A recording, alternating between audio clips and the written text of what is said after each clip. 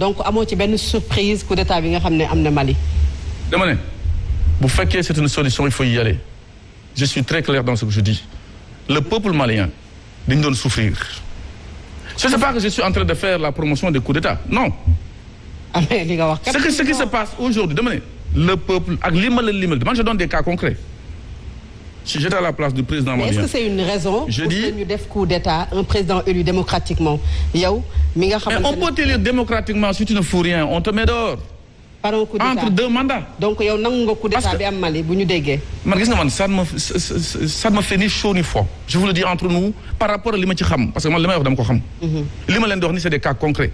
comment on peut organiser des élections législatives alors que ce principal opposant est enlevé xamuñu ndax dee na wala deewul da nga waroon surseoir à ça. est-ce que war na servir de leçon tey ñi nga xam ne. à tout le monde ñoom ñoo nekk fii nga xam ne mooy Côte d'Ivoire gis nañu Alassane Dramane Ouattara def li nga xam ne moom mooy investiture am le samedi passé gis nañu Guinée ñu wax fii Sénégal lam-lamee troisième mandat boo xam ne ku ko tudd sax daanaka ñu génnee la ci li nga xam ne moom mooy sa poste de responsabilité ndax leçon nekkul leçon ci chef d'état yooyu. c'est une très belle leçon dégg naa aussi yeneen chef d'état africain yu bokk CEDEAO di wax y compris le Bissau guinéen mais également le Nigérian dégg naa ko je suis très très au fait de ce qui se passe dama ne vous prenez le cas de la Côte d'Ivoire fekkee seulement en tant que gardien de la Constitution le président de la République ñu dénk la ko yaay garder Constitution bi yaa koy njëkk a torpiller ça pose problème. donc un troisième mandat c'est un coup d'état constitutionnel. surtout lorsque l'argument soulevé mooy en Côte d'Ivoire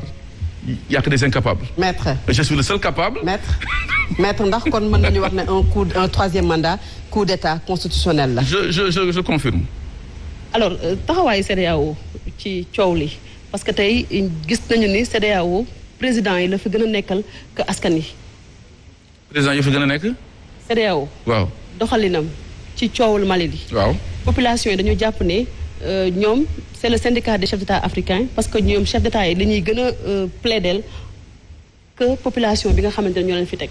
moo tax boobu ñu demee Mali pour régler ce problème vous voyez commencer à tourner même le président Ibeka a dit hier que moi je ne retournerai pas aux affaires. y a du peuple la ñu bëgg la ñu gën di xaar que. vous savez gis nga nit da ngay topp lu sa peuple bëgg le peuple malien est avec ce qui s'est passé c'est bon à des degrés divers bien entendu parce que loolu mooy démocrate am ñuy contre am ñuy non mais dama ne fu ñu toll woon ci insécurité au Mali les gens mouraient des attentats dans les hôtels Radisson dans la capitale on enlève le principal opposant pendant que votre famille fait la bamboula dans les îles je dis oui, pourtant vous êtes nommé élu démocratiquement. Charte africaine des droits de l'homme et des peuples dañu ko wax mu am lu mu jagleel askan wi seen àq ak seen yelleef ci moment boobu aussi tamit mu am ay textes yoo xamante ne ni dafa dàq coup d'état loolu est-ce que indiwul des fois problème d'interprétation yi ñuy gis ci textes yi ba des fois sax mu indi problème fii ci Sénégal comme trois. lenn rek parce que quand les militaires du Mali li ñuy def nii lu may ñaan yàlla mooy ñu gaaw rendre le pouvoir le plus rapidement possible. Il y a des gens qui sont capables parce qu'il y a des gens qui sont capables c'est pas comme la Côte d'Ivoire au Mali il y a des gens qui sont capables waxuñu ne loolu donc 3 ans yi ñu bëgg a kii moi je suis contre parce que l'appétit vient en mangeant. texte yi interprétation des textes maître nga ñëwaat sama question est-ce que du tey loolu moo indi tey jafe-jafe yi ñuy nemmeeku ci réew Afrique yi parce que fii Sénégal déjà ñu ngi wax problème troisième mandat que ni mënul nekk c'est réglé par la constitution au moment où yeneen constitutionnalistes ñu ngi wax le contraire.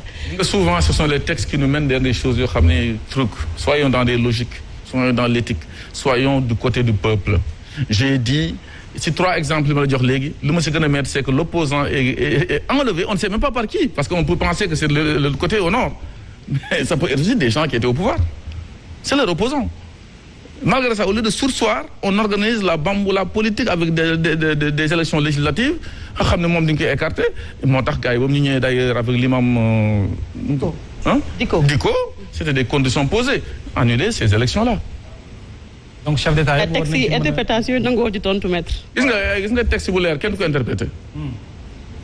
gis nga lu set boo ko bëggee raxasaat dañ koy tilimal dégg nga de. d'accord kon ci troisième mandat fii kon nekkul débat fii Sénégal. le débat ne s'est pas posé au Sénégal ne se posera pas inchallah. d'accord kon président Macky Sall mi ngi ci deuxième mandat am. oui gis nga deuxième ak second man ça m'est égal ngay naan second au deuxième je sais ce que vous voulez dire dégg naa tubaab j'ai fait 25 ans en France dama jàng ñooñu xam nañ ko second deuxième ça c'est de la littérature lu am solo